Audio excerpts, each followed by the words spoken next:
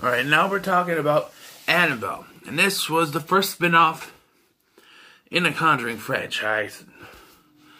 Because of the popularity of the Annabelle doll and the Conjuring, so they came up with the spin-off. And originally, when it came out, I thought, how are they going to do that? Didn't they show us everything, from the beginning of the Conjuring? Well, I guess not, because this takes place years before that with the Form family, John and Mia Form. What kind of last name is Form? I don't know. I never heard anyone with the last name Form. I don't know. Tell this movie. And Mia is pregnant, and this takes place in the 1960s, I believe. And 60s or 70s, one of the two. And Mia is given the Annabelle doll by John, and then that night, satanic cult breaks in and kills the neighbors next door, and then come next door to their house, and the female stabs Mia in the stomach. She's pregnant. She ends up giving birth, but she doesn't want that because the woman was killed holding the doll, and we showed her blood going into the doll's eye, which means the doll is possessed by this. And we're led to believe, at least until the prequel, that this is how the demonic presence gets into the doll. And it sort of is, but it's sort of not. If you get my drift. And the woman was their neighbor's daughter, Annabelle Wallace. And she fits into the prequel as well, which I thought was a nice one. Now, this one, I always thought that Annabelle was an okay film. I never thought anything bad. I haven't seen Curse of La Llorona, but all the ones that I've seen in Conjuring franchise, I thought were pretty good. Which is why when I started hearing bad things about Annabelle, I'm like, wait, people didn't like Annabelle? I thought it was good, or at least. Not like really, really good, or like the best movie ever, but a decent film, to be sure. But it's, now that I've watched it again, it's basically Mia gets haunted by the family and by the demon,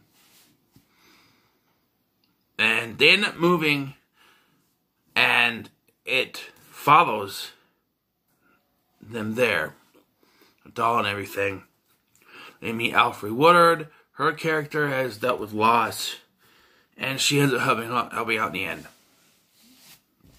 I mean, the scare factor works. Just like Conjuring, I think the scare factor in this works pretty good. There's a scene where Mia, she's in an elevator. She goes up or down to this area, and it's dark.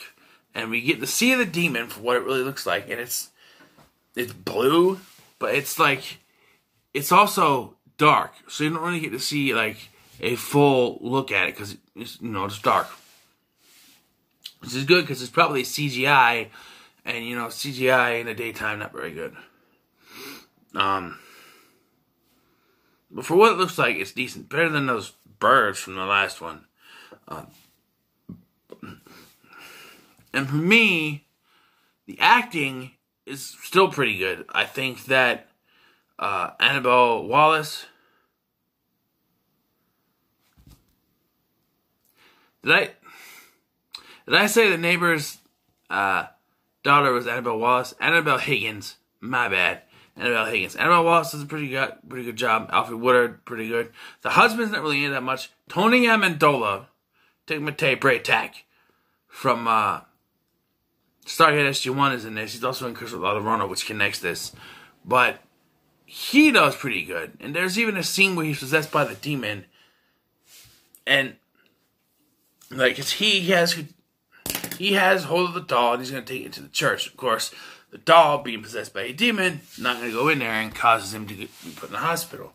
But Mia doesn't know that. So she gets a knock at the door. Her and Alfre Woodard are there. And she sees him. And she's like, "Oh, Father Perez." And he doesn't say anything. He just faces the other way. And then his eyes turn white, and he screams out, May God have mercy on your soul. I always love that scene.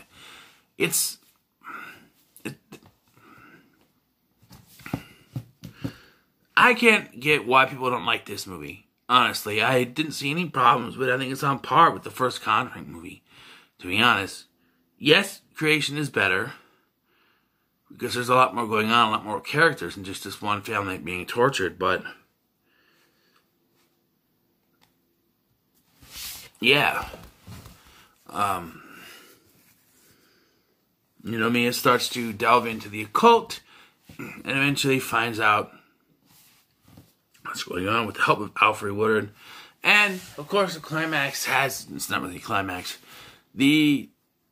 Annabelle, the demon wants Leah, the baby's soul.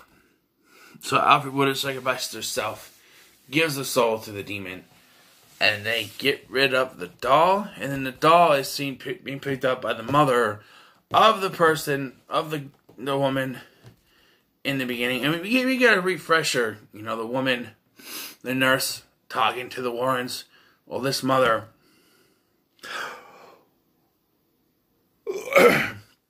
see, at the end is the mother of that nurse, and she picks up the doll.